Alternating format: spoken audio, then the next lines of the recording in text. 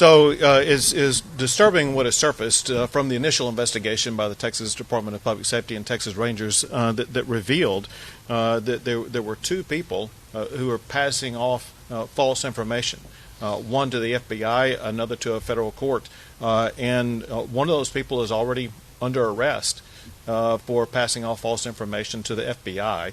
There will be legal consequences perhaps for the person who provided false information to a federal judge. And so it was wrong, obviously, for these employees of DFPS to fabricate information that caused a great public stir that in the end turned out to be completely false.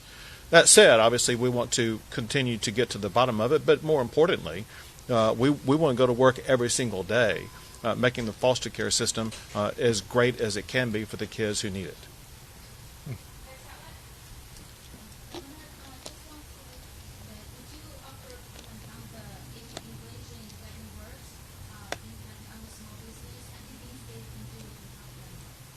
So as Annie Spellman made clear, inflation is getting worse, and small businesses that feel the brunt of skyrocketing inflation because the larger businesses typically, not always, but typically, have an easier ability to pass those high prices on to their customers. Small businesses typically have a harder time doing that. With Texas being a leading state for small businesses, it will impact small businesses in the state of Texas, which is why we're pushing back against the Biden administration for not doing more to free up the supply chain, to rely upon energy that can be pumped from the ground in Texas, oil and gas that can be pumped from the ground in Texas, that can help drive down the cost of energy, which is one of the things that's driving up the cost of business. And so inflation is a problem, and Texas is trying to do its part to make sure that we are able to reduce that inflation.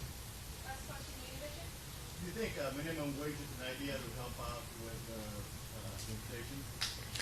So when you say minimum wage, did you mean minimum wage increase, or what do you mean by that?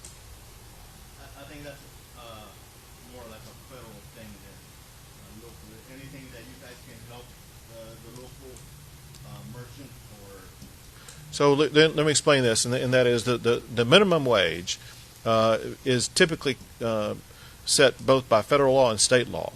But the fact of the matter is the starting wage paid by this company that we're at today is double what the legal minimum wage is.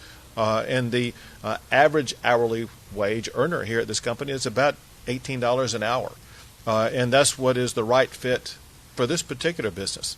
Across the state of Texas, it's in fact, I said $18. It's $28 left off. The average hourly wage here is about $28 an hour. The average hourly wage in Texas is $29 an hour. And so what we in Texas try to achieve is to let the free market set the wage as opposed to government mandate. And that has worked out to be to the benefit of businesses large and small in Texas. For other businesses besides this one, can an increase in the minimum wage help? So that would be for those businesses to decide what is best for them. And the good thing about Texas is they have the latitude to make that choice.